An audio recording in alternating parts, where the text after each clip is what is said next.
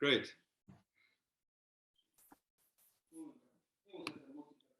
So hi everybody, thanks for joining. Good to see you all. There's one person with me here tonight, actually in person. So maybe just to bring us all together a bit, if we just do a few moments of breathing meditation. Chanting doesn't seem to work so well on Zoom, so I think breathing meditation is better, sort of just to bring us all together. Maybe we've had a busy day, so just get into a more Dharma mood. But can you hear me okay? Can you hear me okay, Jason?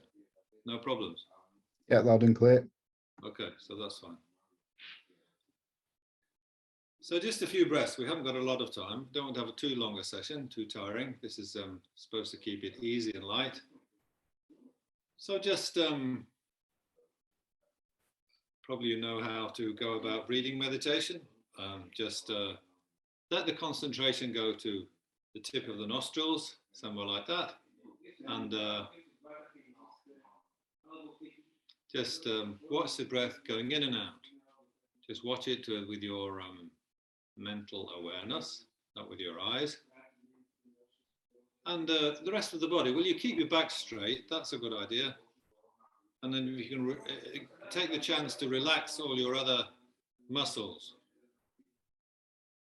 as far as you can, you know, just easy posture, just let the tension of the day drain away. But stay alert, don't go to sleep.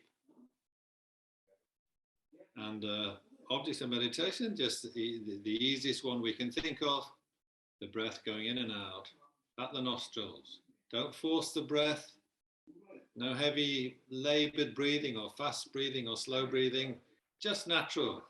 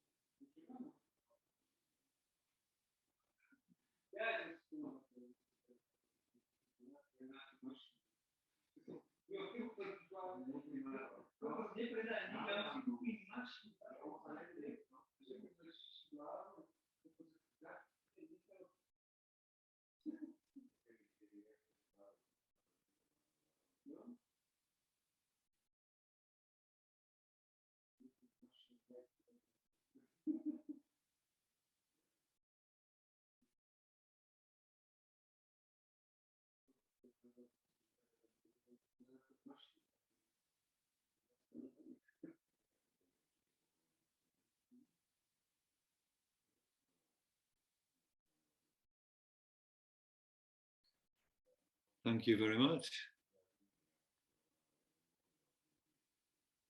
So I hope that's brought us all together a bit, even though the distances are vast between us.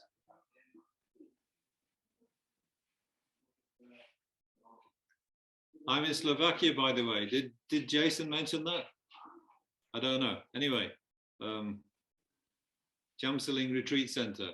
So a very, very conducive place, very beautiful, and enjoying myself a lot.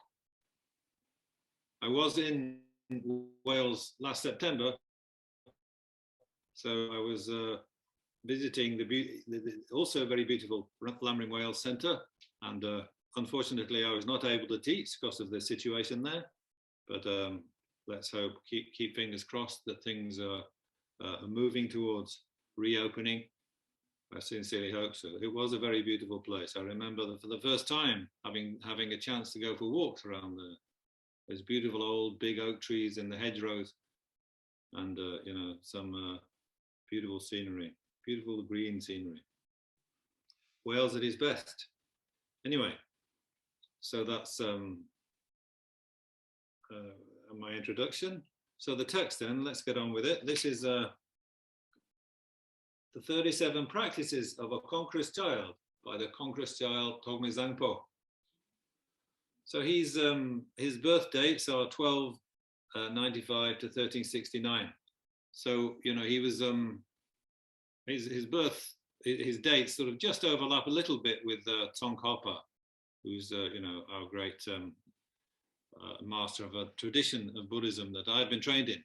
So he's coming from sort of well back in Tibetan history, sort of a great being whose the popularity of his text, particularly this one, 37 Practices of a Conqueror's Child, has lasted through all those years in Tibet. And a much loved text. His Holiness has taught it many times, so it's I hope it's got something to offer to us tonight. So I'll be teaching for five Thursdays, 5 evenings. So give me the chance to split the text up into, say, you know, do this about 42 verses altogether, so about 8 verses per evening. So that hopefully will give us some time to do some meditation as well, so that you know, if the text is going into the detail of the Bodhisattva path a bit, and you know, traditional Buddhist approach, still I hope in the meditation we can do something that's a bit more accessible, a bit more easy. You know, meditations I'm trying to design a bit more simple this time, so that not too much, you know, complicated Buddhist beliefs required for the meditation. So something for people who kind of, you know, haven't stepped out on the Buddhist path, perhaps, you know, just to see what how we can devise meditations for that purpose. Okay, so not much to say about Togme Zangpo, really. Not a lot is known about his life. He lived so long ago, but he was definitely recognized as some sort of great bodhisattva, and you know, he's written other texts which also, you know, show he was a great scholar, as well as being you know, a renowned meditator and teacher. So not really much to say about him, I'm afraid, but let's just get on with his text. So I hope we know what a conqueror's child is. Perhaps not. You know, you might see this text translated as 37 Practices of a Bodhisattva. So that is kind of, you know, more familiar name. Somebody who's striving for Buddhahood for the sake of all sentient beings, of course. But we can give more detail on that later. A conqueror's child. So those are the conquerors, are the Buddhas then. And the conqueror's child is somebody who's like the spiritual child. Somebody's following the Buddha's footsteps. Somebody's looking up to the Buddhas as their teacher, and who they want to emulate, like a child with their father. So that'll do for the title. So let's look at the opening lines. So Namo Lokeshvara. That's some kind of salutation, let's say. that begins the text. So Namo means I bow down, I pay reverence. Lokeshvara is another name for Chenrezig in Sanskrit, of course. Lokeshvara is a Sanskrit word, and another name is also Avalokiteshvara in Tibetan Chenrezig. So Lokeshvara, Loka means world, Ishvara, so Lokeshvara, Loka Ishvara, Lokeshvara, Lord of the world. And Avalokiteshvara, well, that means the Lord who watches over, let's say. The Lord who looks down upon the world, the Lord who looks over. And also known as the great compassionate one.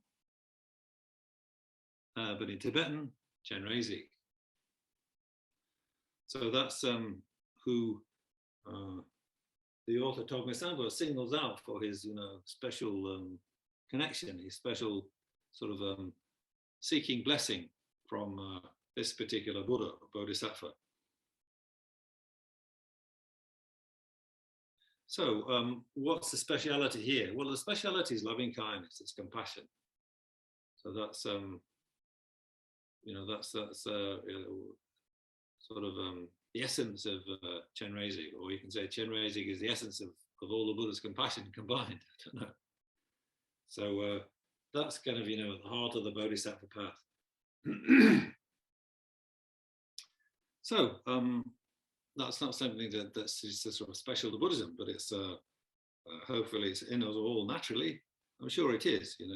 Even as children, we don't have to be taught to be compassionate, at least to some extent. I think it's a natural human feeling. Whether it's you look in terms of evolution, like more scientific approach to biology. I'm sure we have this faculty of cooperation within humanity, which has served humanity very well. Why have humans been such a successful species? Okay, we've ruined the world, we've wrecked the climate. Okay, so that's not so successful, but up until that point, we were doing very well. Conventionally speaking, in the population increases and we occupy most of the available places in the world. So it's successful in that kind of sense. But it's through cooperation. It's through human beings being able to communicate with each other and design kind of greater schemes where human beings participate together for their advantage, compared to the other apes who, the other similar species who, we're close to in evolutionary terms, who haven't got that ability. So, so I think we should, this is the time now to think about compassion, loving kindness, and to see, sort of whether we've got it in us. And I'm sure we have got it in us in kind of, some measure. But then what about, enhancing that compassion and really seeing what we can do to make it flourish, to make it really become kind of the dominant feeling in everything we do. So we'll have to think about that as we go along. So, but the idea of Buddha's teachings is, you can see, they're sort of deliberately intensifying this compassion. So, really worthwhile feelings, sort of benefiting others, and the unique goal of Buddhahood, to actually, okay, I'm striving to benefit others, sort of, and how am I going to do that? I'm going to, try to achieve Buddhahood myself. So that requires, a universal compassion, not just selective, that's useful, like for a circle of, friends or a circle of people we rely on, but really to make it, a sort of gigantic compassion that reaches across the universe, or as many universes as there are. Nobody's left out. So can we really, tune our compassion, or enhance our compassion to that magnificent extent? Well, that's what Togme Zangpo wants us to do. So that's what his advice is all about. But at the same time, we'll find it's, there's a lot of down to earth sort of simple advice that isn't so, exalted. It's just, common sense advice that we can also, make use of at a very practical level. So as I say then, so I'll just explain a few verses, and then we'll go on to some meditation. I want to have the session to be not just me talking all the time, but we'll do a second half of the session a bit more reflective, a bit more sort of looking inwards.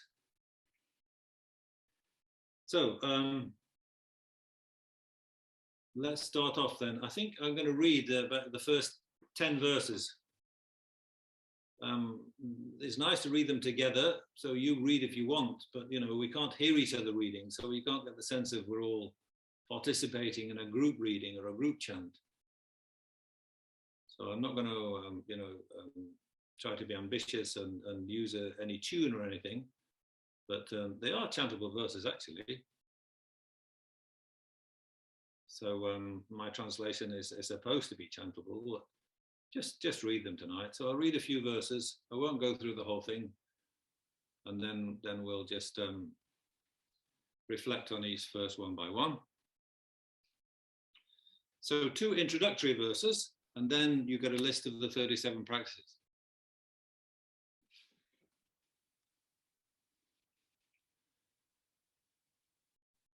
Who see all dharmas neither come nor go, yet solely strive on being's behalf.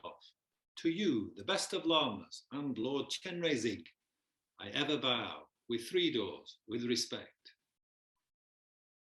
The perfect Buddha's source of help and joy spring from the sacred dharma they fulfilled. Since that, on knowing its practices depends, I'll show the Conqueror children's practices. The rare ship of freedom fortunes this time found, save self and others from samsara's sea. So day and night, no letting up, hear, think and meditate. So does a conqueror's child. Attachment sways like water towards kin. Aggression burns like fire towards foes. Dark dullness blanks out what to do and not. Abandon home, so does a conqueror's child. Bad objects shunned, afflictions lessened down. With no distractions, virtues freely grow. Mind clarified, then Dharma knowledge comes. Keep solitude, so does a conqueror's child. Dear friends and kin who've long been close will part. Wealth got with effort will be left aside.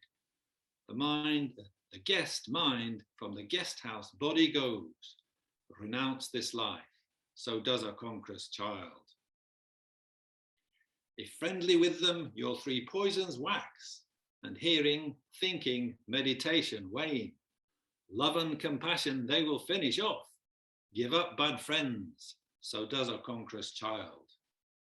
Depending on them, faults come to an end, while qualities grow like the swelling moon. Hold dear a noble spiritual friend, more than your body dear, so does a conqueror's child.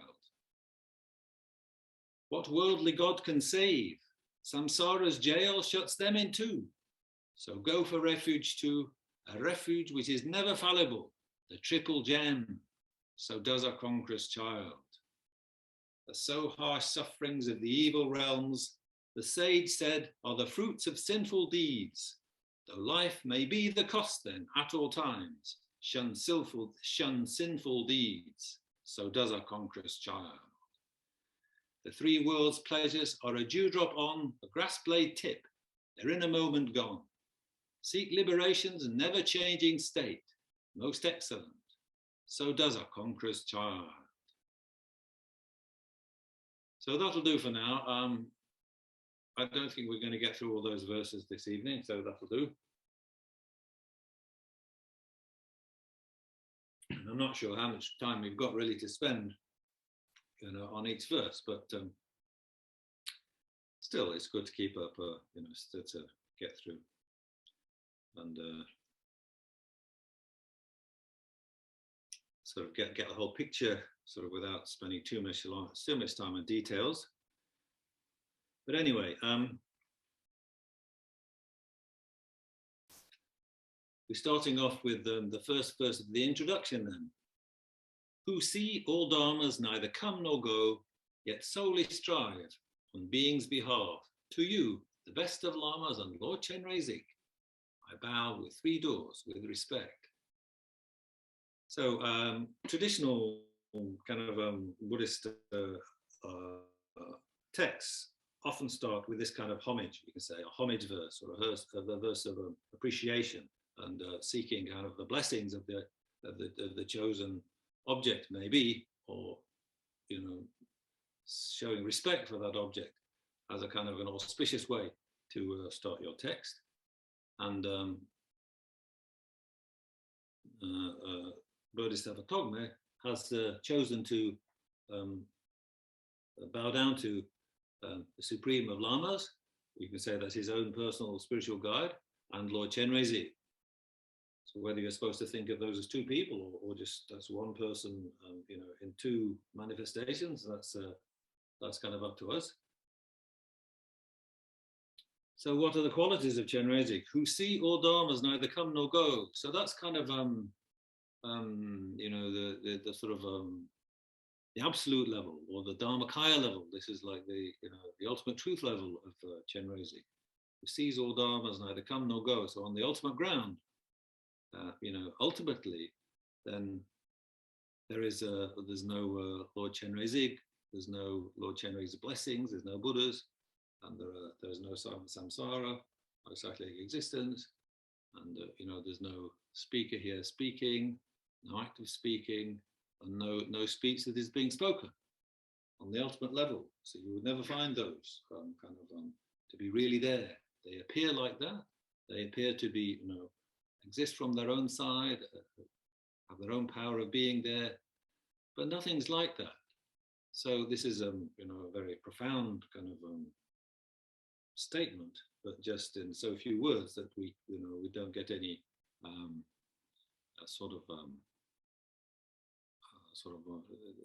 any depth there. That's just it's just going through those words. So we just leave it like that, I think, for the time being. This absolute level at which there's sort of a peace of heart. This sort of insight into ultimate truth is like it leads to this sort of a very peaceful and untroubled kind of realization of the way things actually are. And so it's a kind of certainly a goal of peace where the heart is at rest. So we're all looking forward to that, I'm sure. But Buddha himself, or Chenrezig himself, not content just to stay there in that state of absolute, non-duality, or absolute kind of, relief from all the troubles of cyclic existence. But the main purpose of his existence, even having got to that level of supreme insight, is to strive on behalf of sentient beings. So doesn't move out of that state of meditative equipoise, but benefit of beings is on his mind. So that's why he became a Buddha in the first place. That's the point of becoming a Buddha, in order to be of use to others. So that's why we can call Chenrezig a Lord. He's a protector, a guide of sentient beings who are entangled in suffering, entangled in confusion. So homage to him, and as far as Togme Zangpo is concerned, let's strive to become like him. So that's Togme Zangpo's ideal. We may have an earthly teacher, an actual human being who's our guide, our spiritual friend. If we can find one, that's marvelous. And somebody with Togme Zangpo's intensive devotion, they will try to see the Lama themselves as Lord Chenrezig. Lord Chenrezig isn't just somebody up in the sky, or far away, who's gone to nirvana, or parinirvana, or non-abiding nirvana, and is looking down at the world from afar. No, Lord Chenrezig sort of appears in the world, and we have gurus today like His Holiness Dalai Lama, who can really how could Dalai Lama act any differently in order to be sort of just like a Buddha on earth? So we have very great examples of how you can see your actual human Lama as some kind of close connection with Lord Chenrezig. And then after this homage verse, which is, as I say, a traditional way of beginning, another very traditional next verse is you set out then what you're hoping to achieve with your text. Why are you writing your text? What's the purpose of your composition? So that's the next verse then. The perfect Buddhas, source of help and joy, spring from the sacred Dharma they fulfilled. Since that on knowing its practices depends, I'll show the Conqueror children's practices. Now, some of you may have got the text from the website or from an earlier version that was sent out. So you might find yours is slightly different.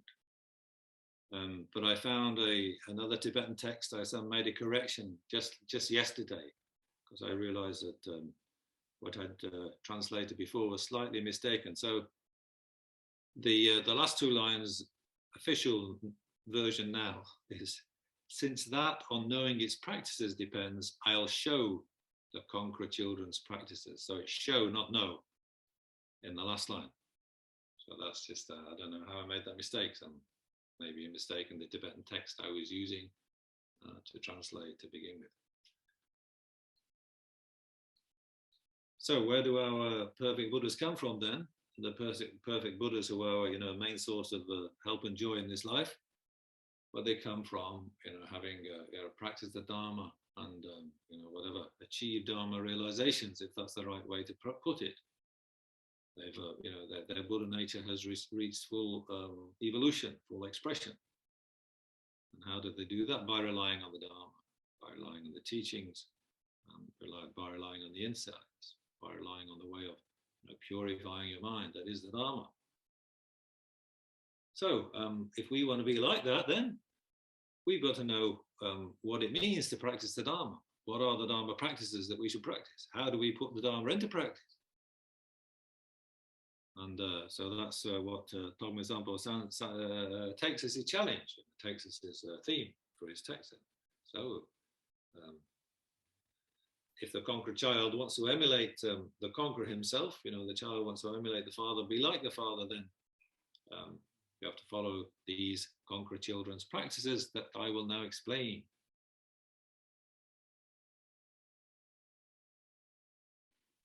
So that's the sort of two introductory verses. So they're not counted as part of the 37 practices, are they?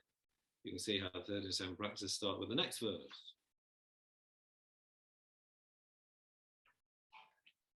Rare ship of freedom fortunes this time found, save self and others from samsara's sea. So day and night, no letting up, here think and meditate. So does a Conqueror's child. So what have we come to in this birth then? Yeah? So he's comparing the birth to a ship, this bodily basis, or the basis we've got as a human being, and this ship is like floating around on samsara's ocean. So what are we going to do with it?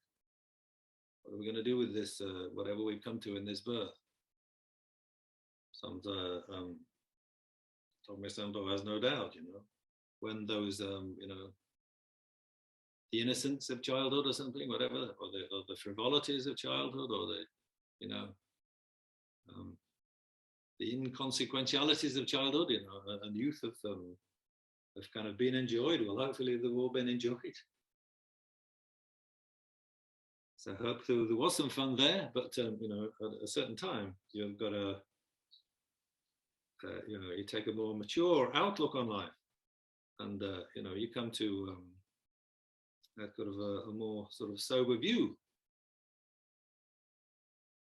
So you've got something incredibly valuable, he says, rare ship of freedom fortunes. This is something incredibly marvelous to have. Very difficult to get, but we've got it. So, this isn't something this isn't, like anything else in this world. The worldly fortunes, the worldly wealth, and the worldly kind of advantages we might feel, that's just brass, But the precious human rebirth that we're talking about here, that's gold. Everything else is brass compared to the gold, the pure gold of having the precious human rebirth. What can you do with it? Well, it doesn't just say you can save yourself from samsara's sea. He says save self and others. So this isn't something that's just valuable for you, but what a contribution you can make for other people's happiness too. So this is right from the start with Togme Zangpo here. Yes, we've got to understand our own situation of suffering. We've got to understand our own sort of plight in samsara and our own, what causes that, the problems in samsara. But it's not just for our own benefit, it's for, working for the benefit of many other people too. This is right from the start. So, day and night, no letting up. Here, think and meditate. So does a conqueror's child. So we have a precious human rebirth. That's only like the beginning. So that's only an opportunity. So that in itself is, of course, a great self-congratulation. It's what you do with it that counts. So this is hearing, thinking, and meditating. So you embark on an investigation. And, those of us who are sort of taking up the Buddhist path seriously, then we are Buddhists, we are following that path. But, that's good advice for anybody who's, don't have to be a Buddhist to that's the way everybody should think, isn't it? What are you going to do with this great precious treasure that's kind of somehow, fortunately been kind of, bequeathed to you, or, you've inherited it on birth. So it's a marvelous opportunity. What did Buddha do when he realized what, when he came into his adulthood, his maturity? Well, he left the palace, didn't he? He left all that behind. He left all the what my mother would call the tranquilments. I think that's a Yorkshire dialect word. I don't know. The tranquilments. Just the bits and pieces, the unimportant stuff of worldly life, and went off on this spiritual search. So better keep moving. Yes. So verse number 2.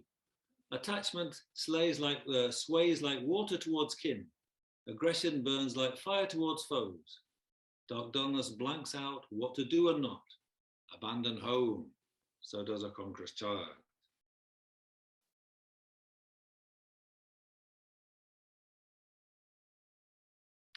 So those are the three main kind of emotional kind of afflictions, or kind of two emotional afflictions, we can say: attachment and aggression, and then one kind of more of a delusion rather than an emotion. This sort of ignorance which prevents us from knowing where to go in life.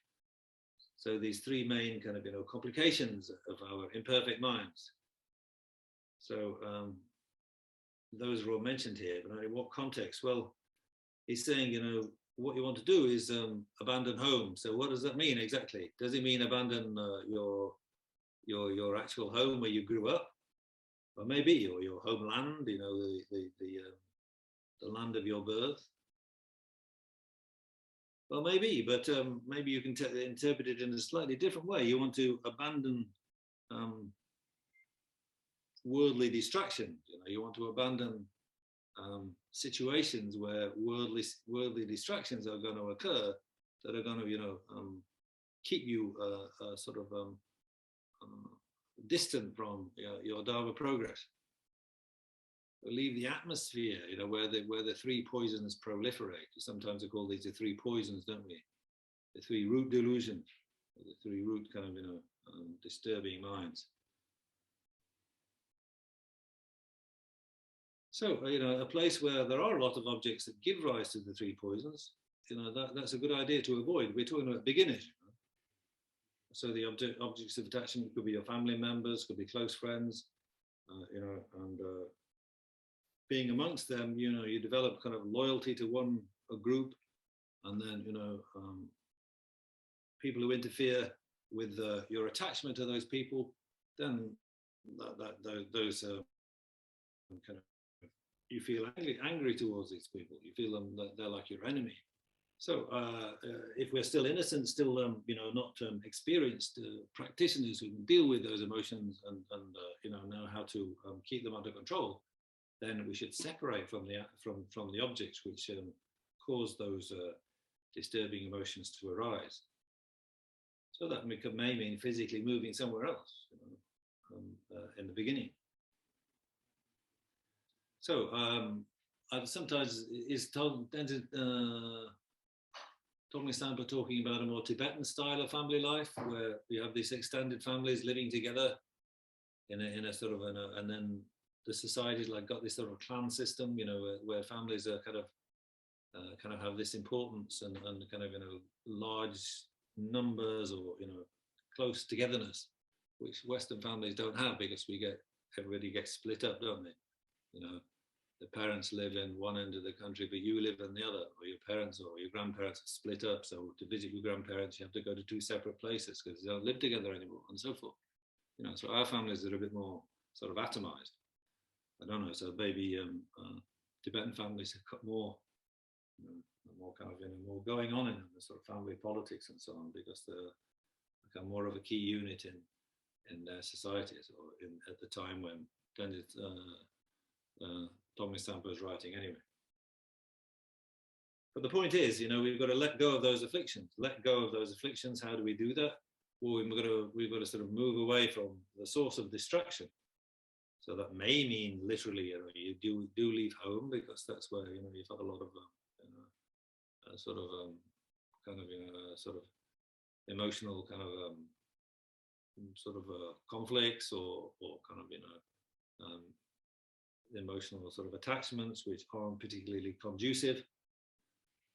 Or it may mean something not quite so literal as that. If you can handle your afflictions and know how to sort of keep your balance, even if other people's minds are disturbed, then maybe it doesn't literally mean you have to leave.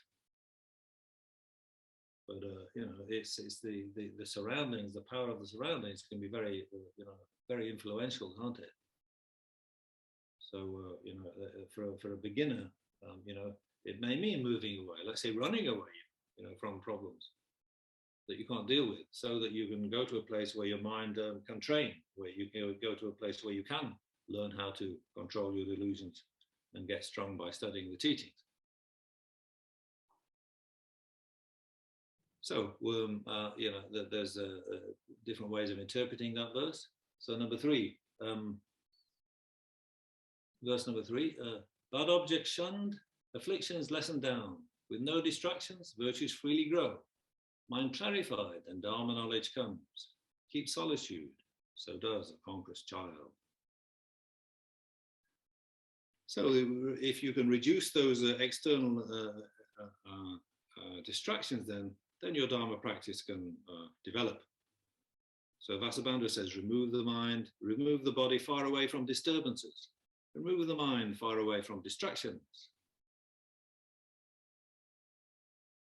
So that's finding a conducive place to practice. It doesn't necessarily mean pure solitude. It doesn't necessarily mean you're actually on your own, but a place where your afflictions can lessen down, a place where you can learn what virtue is, and your virtuous acts can increase.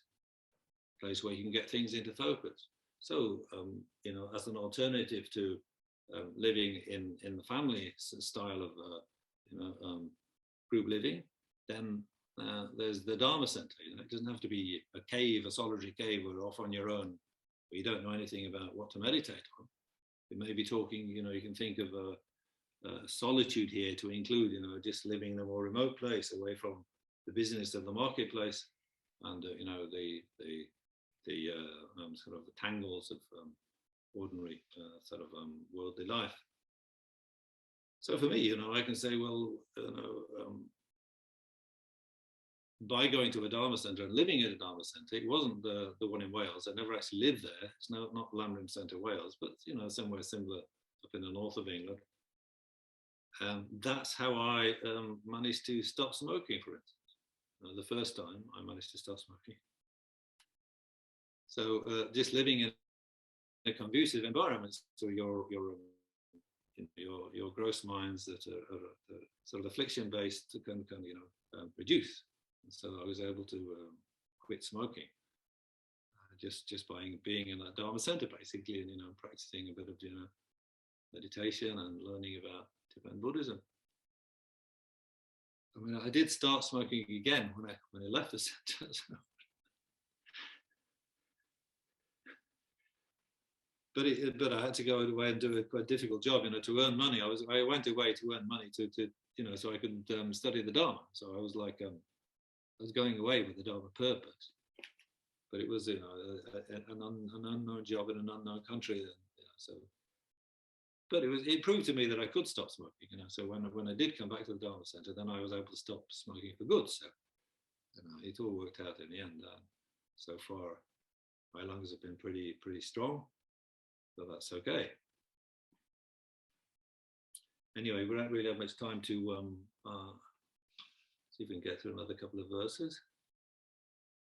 So this is kind of beginner's level Dharma practice, right?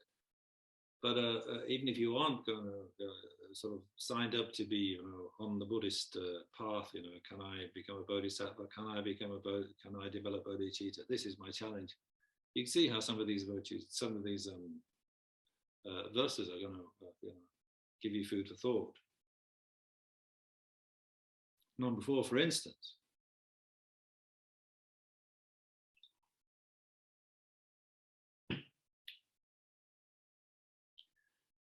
Dear friends and kin who've long been close will part. Wealth got with effort will be left aside. The guest mind from the guest house body goes. Renounces life, so does a conqueror's die. So that's a good slice of advice for anyone, isn't it? Not just for as I say, the people who already kind of got the vision set on being bodhisattvas.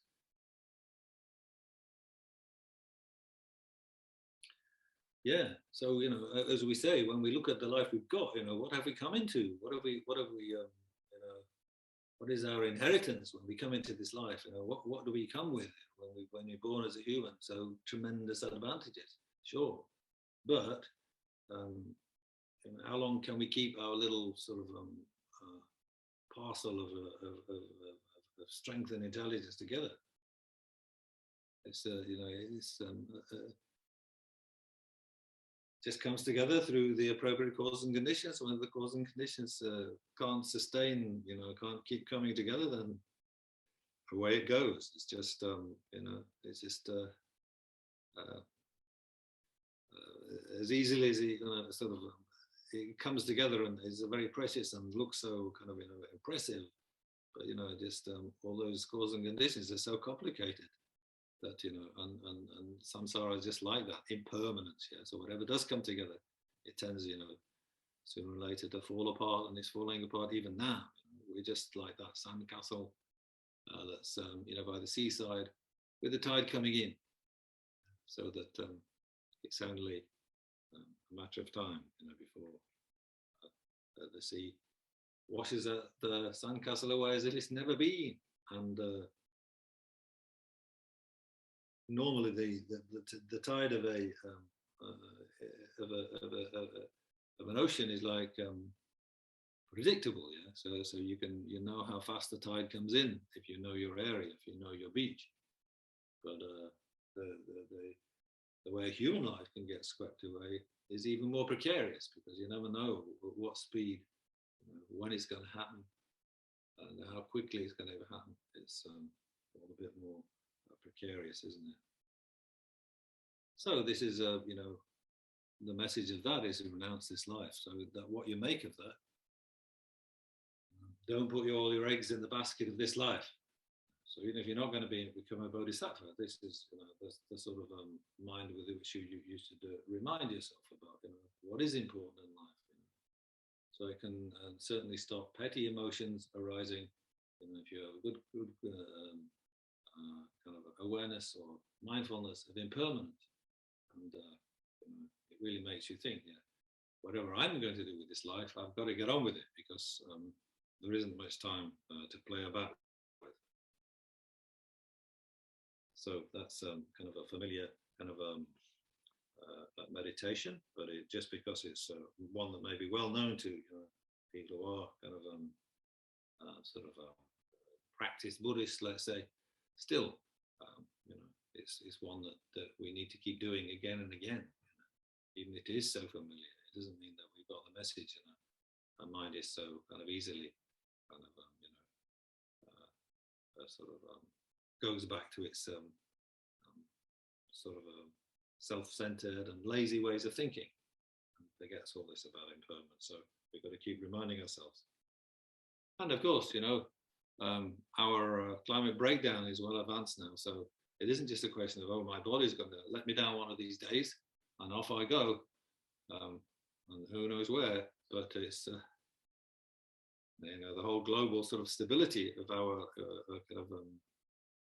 kind of fashioning of a society where there are at least some sort of superior level of comforts, you know, displaying our ingenuity and making life at least a little bit more comfortable than it is for most of the creatures on this earth.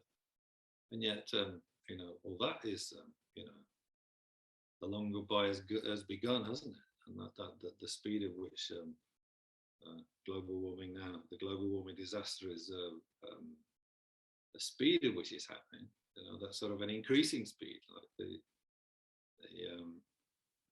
the speed at which it's happening is increasing. So yeah, we have to let's make peace with any sort of exaggerated kind of longings and urgings we have in this life, or, you know, some sort of you know, worldly comforts. We have to be much more detached. If it's good, it's good. If it's bad, okay, it's bad, you know. But who expected anything different? You know? This is, samsara has always been like that. Life has always been like that. So, you know, a bit of distance from our kind of yearnings and longings and our kind of expectation.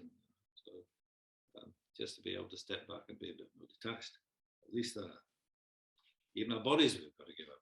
Never mind our wealth and our family and our, you know, relatives and our near and dear ones. Even our body, you know, is going to leave the guest house and you know, take to the road again. So let's practice, you know, being satisfied with less, and remember these points about impermanence and death. Death is certain. The time of death is uncertain. And the only thing that's going to help at death is, you know, if you are a Dharma practitioner, the only thing that's going to help is your Dharma practice. And that's what, you know, the only thing that can really carry through into a next life.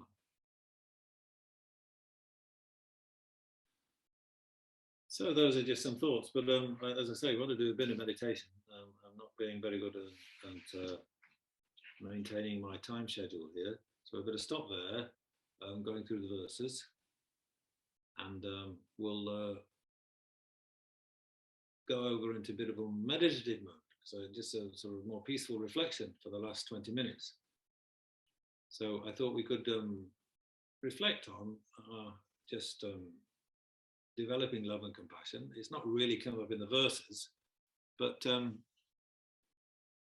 it is the kind of the essence of the path that Togme Zangpo, our great teachers like the Dalai Lama, you know, it's the path they all advocate. So just simple ways of developing love and compassion, a simple reminder that that's what we should be doing. That's what we should, you know, be kind of look at life with that perspective and always be looking for ways in which our love and compassion kind of, you know, capacity can be sort of increased and kind of made more kind of, you know, automatic in our responses. So love, wishing for others to have happiness. Yeah. Compassion, wishing for others to become free from suffering. So the Bodhisattva path has a huge focus on these. especially Chenrezig.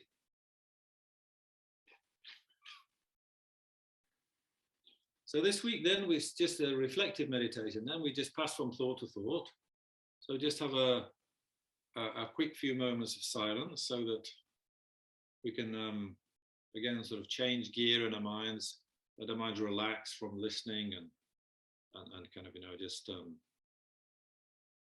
catching the concepts, but just sort of slow down a bit, moment or two of silence, meditate on the breath again. Just keep your mind on the breath if you can, just let it rest there.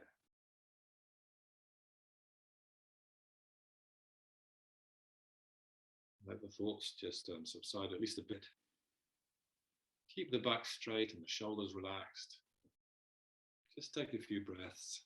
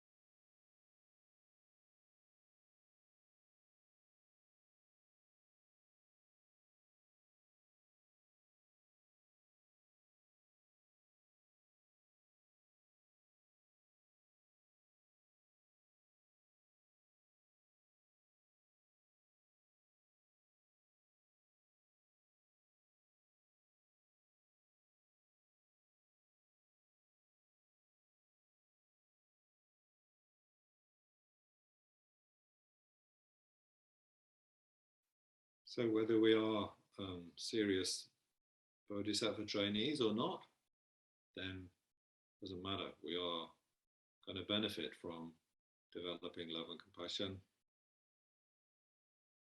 We don't just want to think of love and compassion for our friends or, people that we are in the same sort of walk of life with. But what about universal love and compassion? So let's not make these distinctions between friend, enemy, stranger, but compassion for whoever it is, whatever species, whatever world or universe they come from. So long as they're in samsara like us, then we're all the same. We're all seeking happiness, wishing to be free from suffering. So that's a great leveling factor. We're all just the same in that.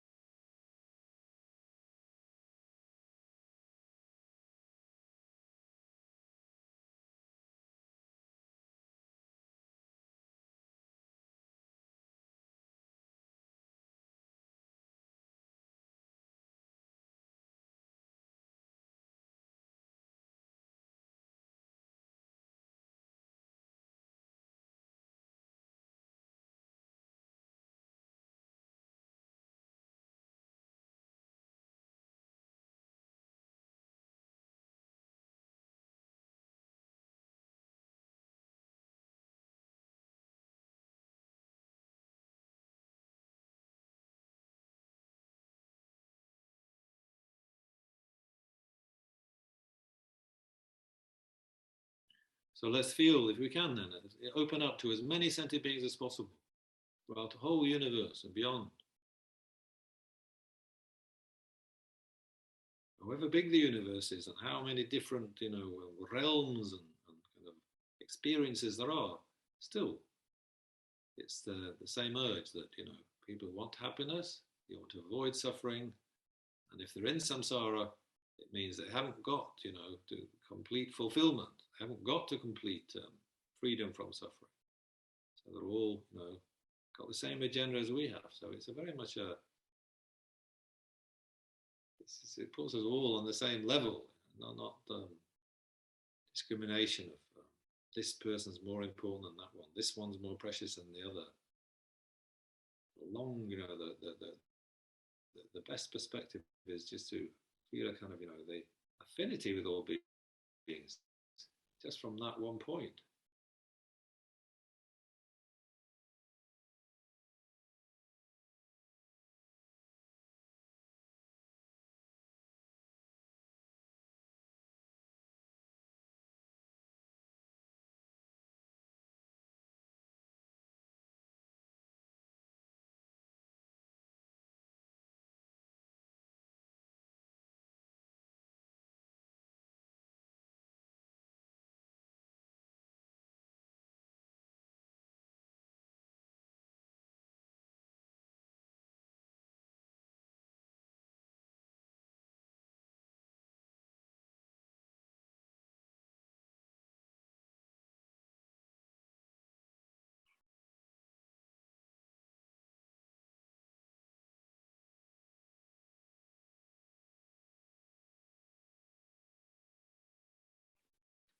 So does the Buddha have this distinction between friend, enemy, and stranger?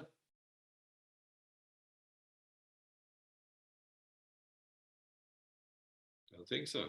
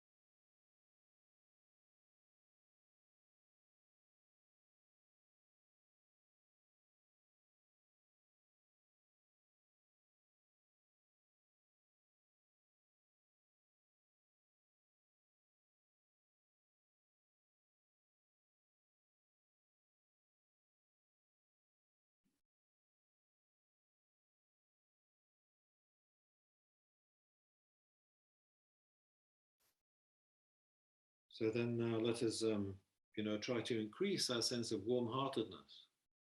We recognize some sort of, equality between ourselves and others. But now let us try to generate something stronger than that. So, and one way to do that, how all sentient beings have actually been very kind to us, or if not all of them, the masses of them. It's very easy to say, oh, my mother was so kind to me, or my father, or my friend, or my sort of teacher or something. But then when we look at all the different sort of dependencies and kind of, on other people, on all the different support we've had, so from so many other people and other species as well, then, you could never make a list of all the creatures who have helped you, even in this life, even in one life. So many of them. Think of food, how we get our food. I think of shelter, all the complications of, building a kind of a modern, comfortable place to live in. How many people are involved in that? Oh, but we're paying them to do the job, Yes, but still, when they do a decent job, then they're not deliberately being kind to us. They just want to earn money. Maybe, but they still have been extremely, helpful. And so if we extend the meaning of kindness a bit,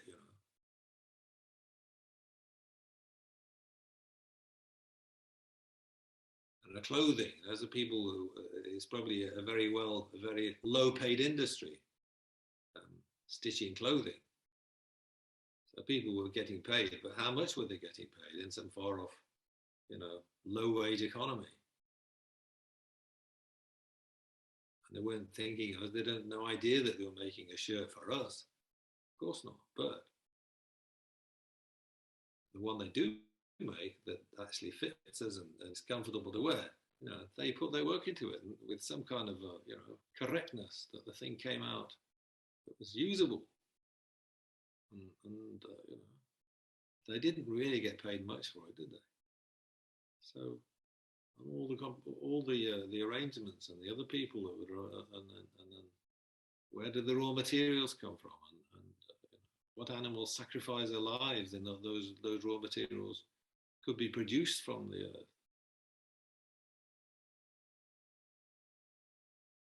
Even a single shirt has got sort of involved the cooperation or the help or the sacrifice of so many different creatures.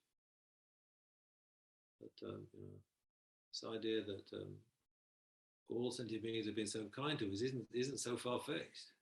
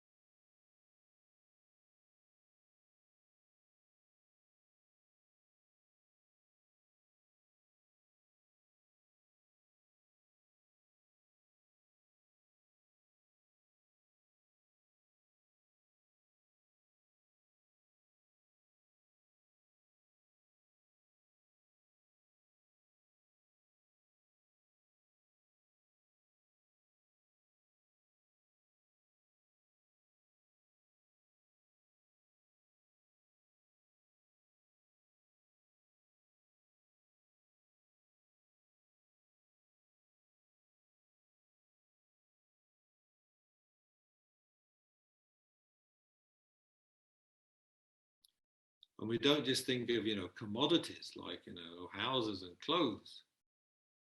That's only a beginning. We all understand, what it means by the web of life or the network of life or the interaction of so many species. One species only survives on an earth like this as one amongst many species.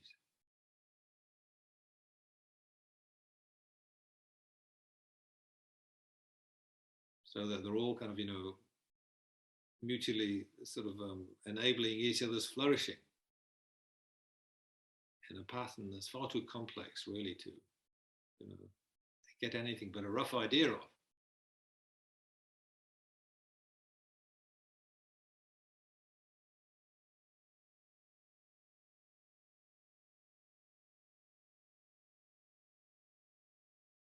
The plants that are so vital for our food supplies, the fruits, for instance, they have to be pollinated by the insects. That was just a very obvious example, but how many different species of creature kind of interacting, in a flourishing ecosystem that makes it possible for us to, have some sort of a lifestyle. So many species, so many creatures are just sort of, making it possible for each other to live. That's all going to break down now, but it's amazing how dependent we are. There's no sense at all we can be independent alone in the kind of life we lead now.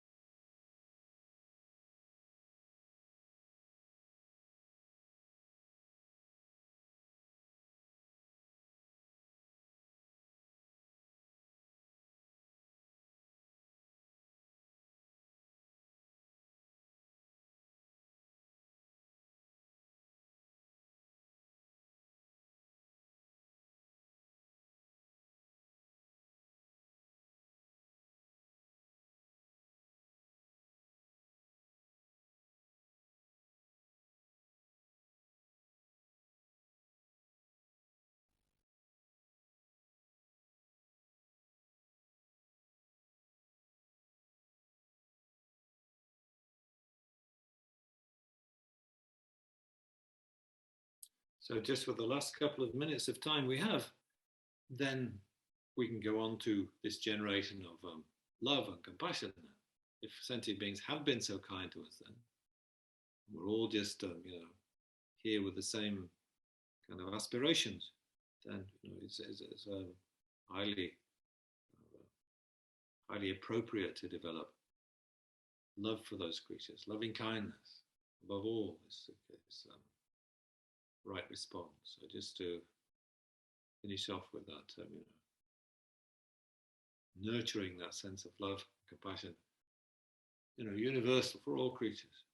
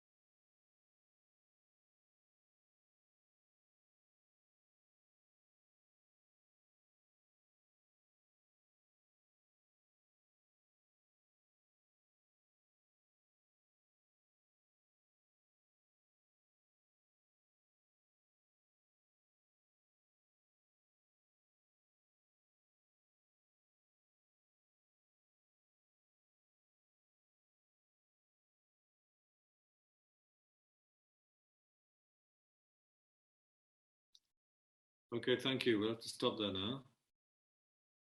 We're run out of time. I'll leave you to do your own dedications so as not to keep you longer. But welcome, in a fortnight's time. So as on the schedule, I'll be tuning again a week on Thursday. And hopefully we have time for questions and all these other things we might get around to, stories and so forth. So look forward to seeing you. Thank you for joining me. Thanks, everyone. Yes, sorry, Jason. I was just saying thanks. Yeah. Thank you for your help anyway, Jason. Thank you. Maybe Bye, you could everyone. Bye. Jason, can we just have a talk, Jason? So? Can I just have a word with you, Jason, when everybody's switched Yeah. off? Yeah. Okay, good night. Good night, Bye. everybody. Take care.